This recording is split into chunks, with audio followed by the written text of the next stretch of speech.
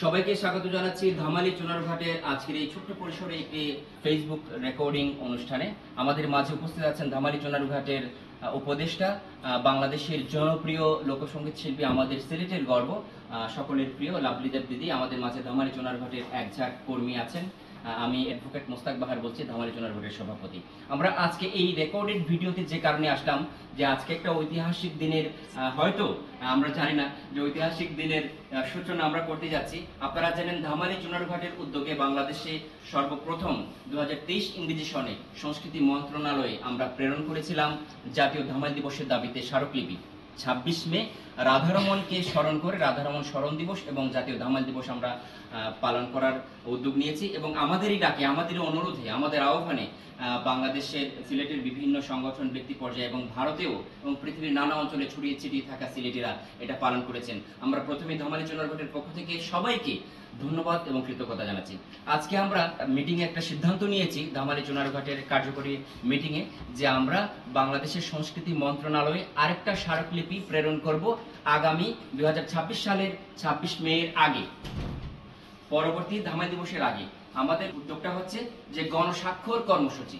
আমরা বাংলাদেশের সিলেট বিভাগের প্রত্যেকটি উপজেলায় আমরা চেষ্টা করব বিভিন্ন সাংস্কৃতিক ব্যক্তিত্ব, আইনজীবী, শিক্ষক, গবেষক, সঙ্গীত শিল্পী, নৃত্যশিল্পী এবং এই সংশ্লিষ্ট যারা আছেন ধামাইল অঙ্গনের সকলেরই একটা মতামত নিয়ে আমরা সংস্কৃতি মন্ত্রণালয়ে প্রত্যেকের সাইন, সিগনেচার সহ এই গণস্বাক্ষর কর্মসূচির পুরো অংশটা দিয়ে আমরা সংস্কৃতি মন্ত্রণালয়ে সাবমিট করব।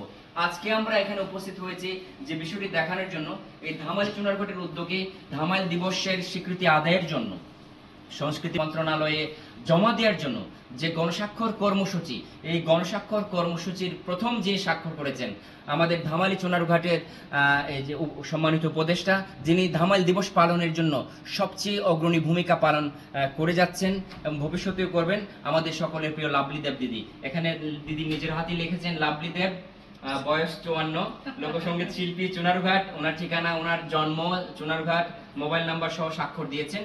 এবং আজকের এই আমাদের কার্যকরী কমিটির সভায় আমরা ধামালি চুনারঘাটের পক্ষ থেকে দিদিকে আমরা ধামালি চুনারঘাটের উদ্যোগে 26 মে জাতীয় ধামাল দিবস হিসাবে স্বীকৃতি আদায়ের লক্ষ্যে গুরুত্বপূর্ণ অবদান রাখায় বিশেষ সম্মাননা আমরা দিয়েছি, আমরা ফুলের শুভেচ্ছা দিয়েছি।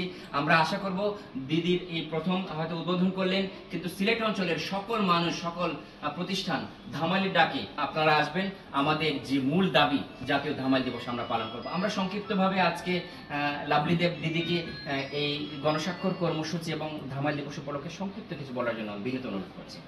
প্রথমেই আমি আমার প্রাণের সংগঠন ধামালি এবং ধামালির সাথে সংশ্লিষ্ট সবাইকে ধন্যবাদ এবং কৃতজ্ঞতা জানাচ্ছি যে আমরা ধামাইল দিবস পালন করার জন্য প্রথম পদক্ষেপটা কিন্তু আমার ধামালি নিয়েছে, এবং ওনারা প্রথমে উপজেলাতে এটা স্মারকলিপিটা পেশ করেছেন। তো আমার ওই দায়িত্ববোধের জায়গা থেকে আমার মনে হয়েছে যে ঢাকায় আমরা সংস্কৃতি মন্ত্রণালয়ে আমাদের এই স্মারকলিপিটা দিব, এবং এর জন্য একটা গণস্বাক্ষর দরকার, যে আমাদের ধামাইলকে আমাদের এলাকার মানুষজন বা আমরা যাদের সাথে আছি, যারা আমাদের সাথে আছেন, এরা আমাদেরকে সাপোর্ট করেন কিনা।